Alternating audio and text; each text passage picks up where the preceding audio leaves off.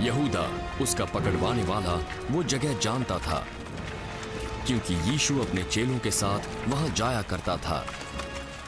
तब यहूदा सैनिकों के एक दल को और प्रधान याजकों और फरीसियों की ओर से प्यादों को लेकर दीपकों और मशालों और हथियारों को लिए हुए आया।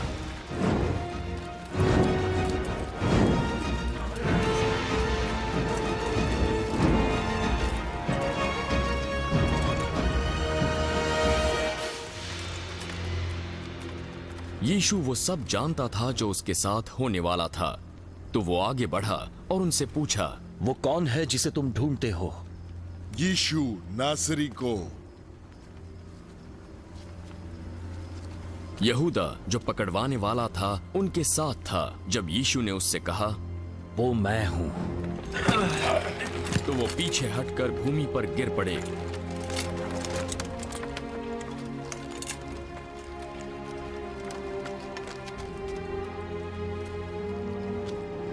यीशु ने फिर उनसे पूछा,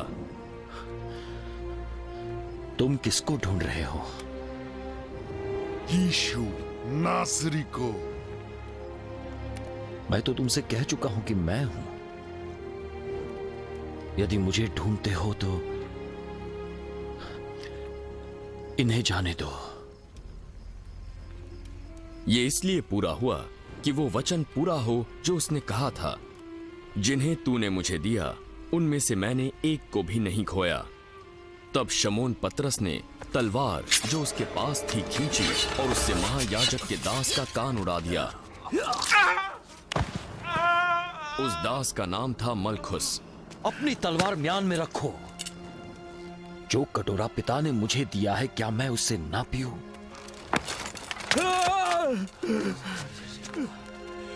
तब सैनिकों और उनके सूबेदारों और यहूदियों के प्यादों ने यीशु को पकड़कर बांध लिया।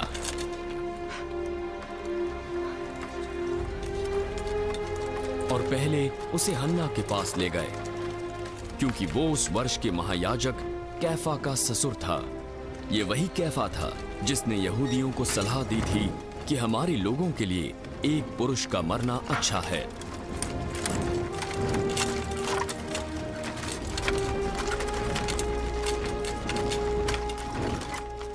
शमौन पतरस और एक दूसरा चेला यीशु के पीछे हो लिए। ये चेला महायाजक का जाना पहचाना था, इसलिए वो यीशु के साथ महायाजक के आंगन में गया, परंतु पतरस बाहर द्वार पर खड़ा रहा।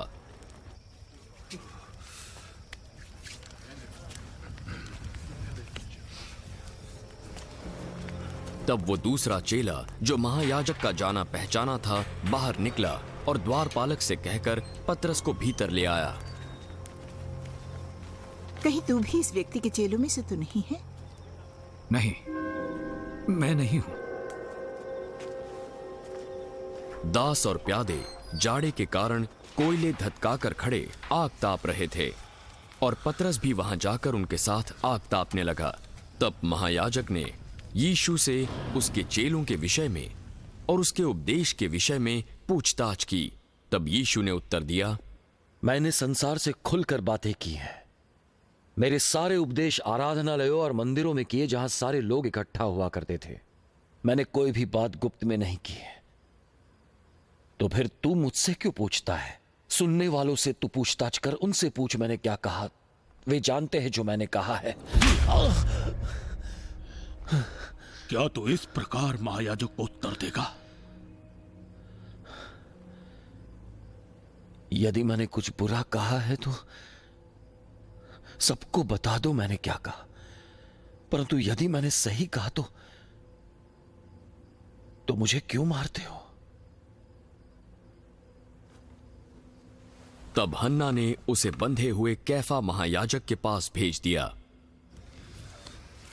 तब तक शमौन पतरस आग ताप रहा था। तब लोगों ने उससे पूछा, कहीं तू भी उसके चेलों में से तो नहीं है? नहीं, मैं नहीं हूं। पतरस ने इनकार किया। महायाजक का एक दास जो उसके कुटुंब से था, जिसका कान पतरस ने काट डाला था, बोल उठा, क्या मैंने तुझे उसके साथ बारी में नहीं देखा था? नहीं। और तुरंत मुर्गे ने बांग दी।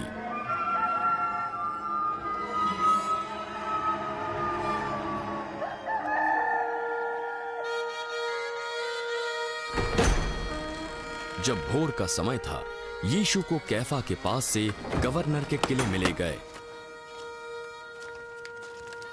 यहूदी किले के भीतर नहीं जाना चाहते थे, क्योंकि वे अपने आप को शुद्ध बनाए रखना चाहते थे ताकि फसह का भोजन खा सकें। तब पिलातुस उनके पास बाहर निकल आया और कहा, तुम इस व्यक्ति पर क्या आरोप लगाते हो? यदि उसने अपराध नहीं किया होता तो हम उसे तेरे पास नहीं लाते। तुम ही इसे ले जाकर अपनी व्यवस्था के अनुसार उसका न्याय करो। हमें अधिकार नहीं कि किसी का प्राण लें। यह इसलिए हुआ कि यीशु की वो बात पूरी हो जो उसने ये संकेत देते हुए कही थी कि उसकी मृत्यु कैसी होगी।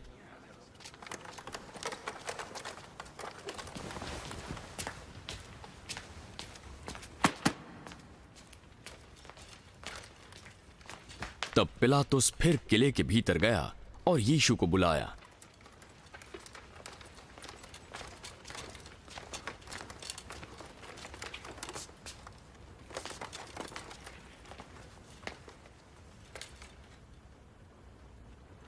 क्या तू यहूदियों का राजा है? क्या यह प्रश्न तेरी ओर से है या किसी दूसरे ने मेरे विषय में तुझसे कहा? तू क्या सोचता है मैं यहूदी हूं? तेरी ही जाति और प्रधान याजकों ने तुझे मेरे हाथ सौंपा है। तूने क्या किया है? मेरा राज्य इस संसार का नहीं है। यदि मेरा राज्य इस संसार का होता तो मेरे सेवक लड़ते कि मैं यहूदियों के हाथ सौंपा न चाहता, परंतु मेरा राज्य यहां का नहीं है। तो क्या तू राजा है? तू कहता है कि मैं राजा हूं। मैंने इसीलिए जन्म लिया और इसीलिए संसार में आया हूं कि सत्य की गवाही दूं। जो कोई सत्य का है मेरी सुनता है। और सत्य क्या है?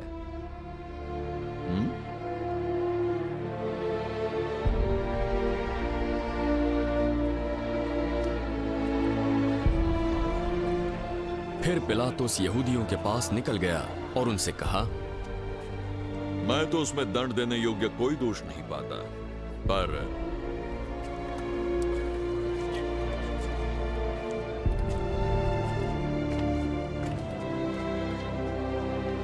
तुम्हारी ये रीति है कि मैं फसह में तुम्हारे लिए एक व्यक्ति को छोड़ दूं।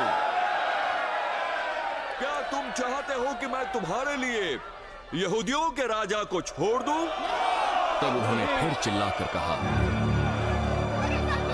बरअब्बा को छोड़ दो। बरअब्बा एक डाकू था।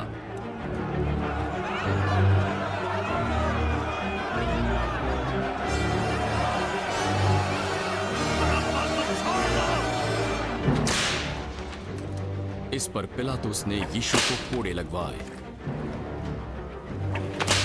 सिपाहियों ने कांटों का मुकुट गूंथकर उसके सिर पर रखा और उसे बैंगनी वस्त्र पहनाया और उसके पास आकर कहने लगे, हे यहूदियों के राजा, युग युग जी, और उसे थप्पड़ भी मारे।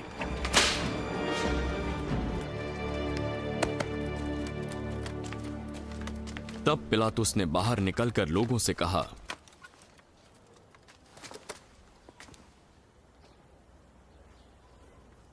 देखो, मैं उसे फिर बाहर लाता हूं ताकि तुम जानो कि मैं उसमें कुछ भी दोष नहीं पाता। देखो, ये रहा वो व्यक्ति। तब यीशु कांटों का मुकुट और बैंगनी वस्त्र पहने हुए बाहर निकला।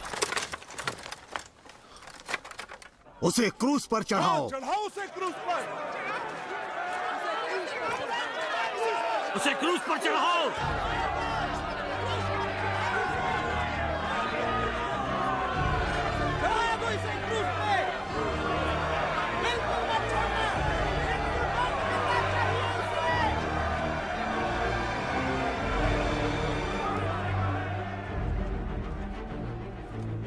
तुम ही उसे लेकर क्रूज पर चढ़ाओ, क्योंकि मैं उसमें कोई दोष नहीं पाता। हमारी व्यवस्था है जिसके अनुसार उसे मरना है, क्योंकि उसने अपने आप को परमेश्वर का पुत्र बनाया।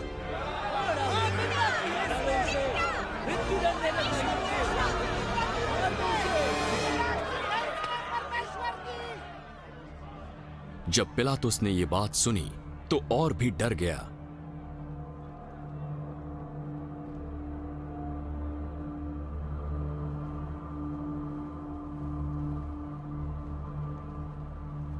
और फिर किले के भीतर जाकर यीशु से पूछा, तू कहां से आया है? परंतु यीशु ने उसे कुछ भी उत्तर नहीं दिया। मुझसे क्यों नहीं बोलता? याद रख, मेरे पास तुझे छोड़ देने का या फिर तुझे क्रूज पर चढ़ाने का अधिकार है। तेरे पास मुझ पर अधिकार केवल इसीलिए है कि यह तुझे ऊपर से मिला है। इसलिए जिसने मुझे तेरे हाथ पकड़वाया उसका पाप तो इससे भी बुरा है। जब पिलातुस ने यह सुना तो उसने यीशु को छोड़ देने का मार्ग खोजा। यदि तू इसको छोड़ देगा तो तेरी भक्ति कैसर की ओर नहीं।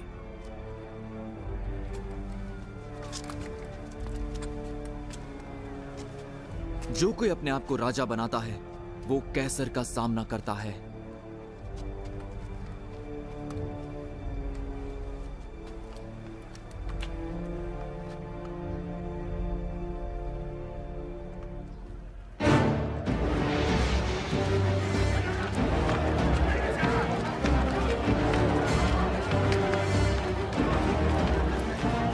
ये बातें सुनकर पिलातुस यीशु को बाहर लाया और उस जगह एक चबूतरा था जो इब्रानी में गबत्ता कहलाता है, और वहां न्याय आसन पर बैठा।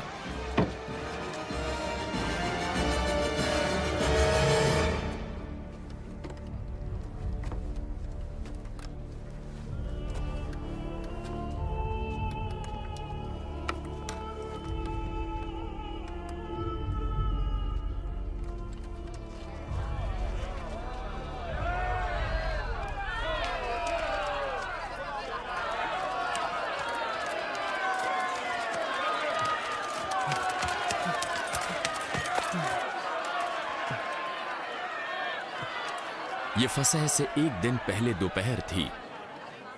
पिलातुस ने यहूदियों से कहा, ये रहा तुम्हारा राजा। मार डालो, मार डालो, मार डालो।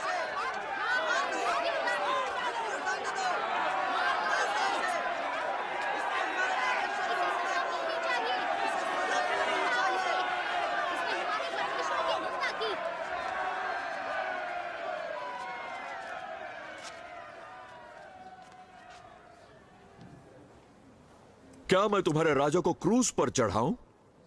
कैसर को छोड़ हमारा और कोई राजा नहीं। तब पिलातुस ने यीशु को क्रूज पर चढ़ाने उन्हें सौंप दिया।